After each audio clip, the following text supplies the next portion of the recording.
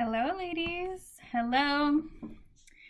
Today, I want to chat about how your patterns could be making you an easy target for unhealthy people and just keeping you stuck in this loop of dysfunction.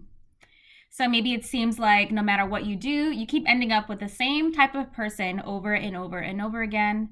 And I know it's easy to blame the external, but the reality is that it might be you who might be choosing a specific kind of person over and over again.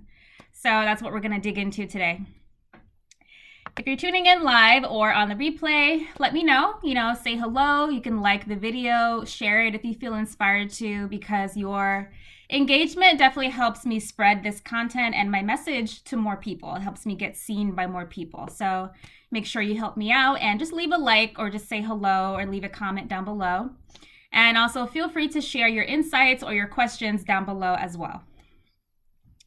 So a year ago, I was observing a few men that had crossed my path, and I was listening to their complaints about how they were so unhappy with their partners or their exes or just women in general. And the whole time I was listening, there was a part of me wondering what had got them into that situation to begin with. Like if it was so awful, then why were they staying? And I wondered what was their behavior in that dynamic as well.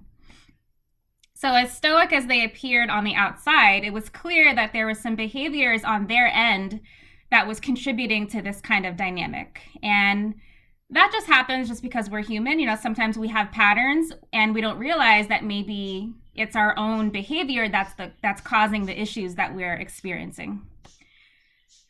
But you have to understand that if you have a dysfunctional way of relating or an immature way of relating, you're going to end up finding partners who resonate with that, who align with that. So it really is the way that you show up and the way that you operate in the world that determines what kind of people that you're choosing and settling with. So I'm going to give a few examples on the situations that I was hearing, and I want you to think about where you might be doing this yourself as well. So the example with Matthew, he had a habit of constantly stepping in to save the day with women. He always felt like other people's struggles were his responsibility to fix. So a healthy woman is not going to be attracted to that because feeling micromanaged is going to be a turnoff. But what kind of woman do you think his behavior did appeal to? The kind of women who were like a damsel, the kind of women who desperately needed to be rescued and saved. So you see, he was complaining that women were clinging on to him too much, but yet it was his rescuer kind of behavior and pattern that had him choosing women like that to begin with. So where do you see that in yourself? I know some women have this pattern of people pleasing and wanting to be like a caretaker with men. So they end up choosing men that need to be babied. But even though they end up complaining that maybe the man won't step up or that he's not strong or whatever, they're not realizing that it was them that was signing up for that caretaker role to begin with, and from the start. The next example is of Drew. With him, I could see that he had a pattern of self-sacrifice and not really honoring his desires. He allowed himself to be kind of walked all over and feeling invisible with his partners. So the woman that he was with was very volatile. She was a little bit domineering and controlling. And she used guilt to make him feel bad and keep him hooked. So he self-sacrificed himself in order to try to make her happy. He had this mindset thinking that he could save this woman from her misery, thinking that maybe overgiving and just dismissing himself would make her happy someday. But of course, that day never came, and he wasted years of his life running after someone that just wasn't available. So where do you see that in yourself? Are you waiting on someone who's just unavailable and cold and distant, but you think that if you just keep giving, or if you have no boundaries, or if you keep having sex with him, or that if you keep being the nice girl for him, that you'll win him over someday? That's the cause of a lot of women's resentments. It's because they've gotten themselves into situations where they know that their needs are not being met by that person, where they know that that person isn't really showing up for them in the way that they really crave. And they're settling, but they settle and they're staying anyway, hoping that they can change him, hoping that, them just waiting around is going to get them the love that they want someday. Another example is of a guy who always complained about crazy women. But however, I noticed that he had a pattern of negging with women. So if you don't know what negging is, it's this very juvenile pickup artist technique where they teach these guys to provoke the insecurities in a woman in order to bring her self-esteem down. But this particular guy didn't understand that starting off the dynamic, trying to trigger a fear response in someone, was never going to lead to a healthy, real connection. So he wondered why he couldn't find genuine connection, but it was because his behavior was only attractive to women who enjoyed having that type of stress response provoked in them.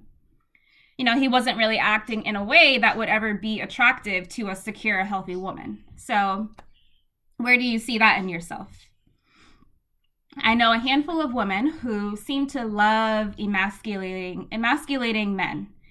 They love to provoke men or try to bring them down or make men feel inadequate in their presence. But you have to understand that the only kind of man that kind of behavior would appeal to is a man who probably already has problems with his self-esteem. So if you do that, can you really be surprised that strong men don't want to be around you and why good men don't stay with you? If good men always run from you, can you reflect and ask yourself, are you actually showing up in a way that's attractive to a healthy man? Or are you being condescending and bringing people down, which is the reason that it pushes the good people away? So the purpose of me sharing these examples is to not shame or blame anybody, but it's to bring awareness to our human tendencies and to the fact that it might be your behavior that's making you choose certain people that match your dysfunctional way of relating. It may be your patterns. It might be the way that you hold yourself back. It might be your pattern of self-sacrificing or overgiving or people-pleasing that's actually blocking you from attracting the fulfillment that you really crave and that you really want. So turning this around requires some deep diving into your patterns to see why it is there. And there's always survival or fear-based reasons behind why we do specific things that we do. And even though your patterns may be causing you a headache or they might be dysfunctional, there's actually a part of you that's benefiting. There's a part of you that's getting something out of it, along with, there's a deeper fear that's there as well that's keeping you hooked in that loop and in that cycle. So you have to get to the root of all of that in order to shift and heal out of it so you can start attracting better things to you. So for those who want to take this further, this is the work that we do in my group coaching program, the Erotic Luxury Temple. And I give a very detailed process with a lot of inner work and healing exercises, helping women step out of their coping mechanisms, out of those defenses, and out of that fear-based behavior so that you can learn sovereign relating. So what sovereign relating is learning how to show up in the world feeling safe as the unique woman that you authentically are. And when you embody that, when you're secure within that, that's when you're going to see a lot of these unhealthy patterns and ways of relating melt away. And that's going to be the key to you unlocking a whole new world of people who want to fall in love with you for who you genuinely are. And you won't have to hide behind these dysfunctional patterns anymore, settling for these mediocre connections. We work on breaking down all of your patterns and that are keeping you stuck in this dysfunction so you can elevate into that luxury within yourself. So your luxury, your erotic luxury as a woman it represents your divine femininity, and it represents a feeling of self-honor, which in return attracts partners who want to honor you too. So I'm actually going to open up 2 spots in my group program, and you're going to have access to 8 modules plus some bonus masterclasses that are coming up, and all of it is designed to help you break out of these patterns. So if you do want to join us, comment below and message me, and I will send you the invoice to register today. And I do highly recommend joining now because For the next launch of this program, which is going to be this summer, the rate is going to be much higher than what it is now. So I have a lot of ladies raving about my exercises and having rapid breakthroughs, saying that this is the kind of inner work that they really needed and how it's much deeper than a lot of the other programs that are out there.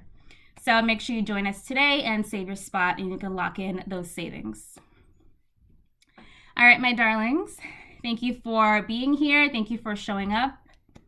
I hope your journey doesn't end here and you decide to take it deeper with me so that you can not only intellectualize this information and keep reading it, but I want you to actually embody it and, move it through your system and embody it and really create real life-changing results for you. So if you do want to do that, if you do want to join us, then make sure you private message me and I can send you the link to the details of all of the programs that I have.